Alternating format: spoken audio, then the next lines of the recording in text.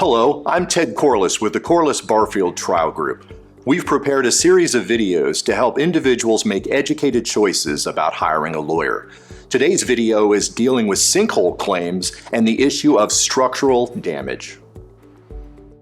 If your insurance company has told you that you have structural damage, you're halfway home. Now what's going to happen is they're going to hire a geo-technical engineer. They're going to come out to your house and they're going to poke a bunch of holes in your yard. They're going to go really deep. And they're looking for sinkhole activity. It's at this point that the insurance company is going to decide whether you've met both requirements. There is structural damage, but is it the result of sinkhole activity? This is where we usually get involved. Either because we would dispute the findings of the geotechnical engineer about sinkhole activity, or because even though the insurance company has found structural damage, they might still argue that you don't meet one of the 5 requirements under Florida law.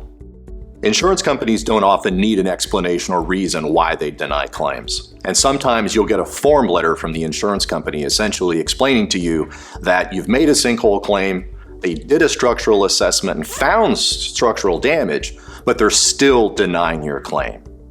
We get involved at any of these points. Sometimes we get involved before the structural assessment. Sometimes we get involved after the geotechnical assessment to determine if there's sinkhole activity, or even when there has been confirmed sinkhole activity, but now the insurance company wants to dispute how it is we're going to go about repairing it and putting your house back to its original condition.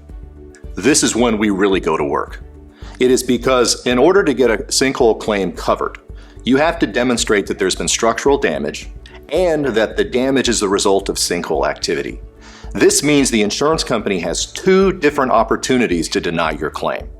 Understand, most of the engineering firms that they're working with work exclusively with insurance companies, which means that there's certainly an argument that those engineering firms want to maintain a positive relationship with these insurance companies and they don't want to overstate the significance of the damage. If a homeowner is involved in a claim like this and they have problems associated with a structural assessment, we can get involved and participate in that process to make sure the coverage is available.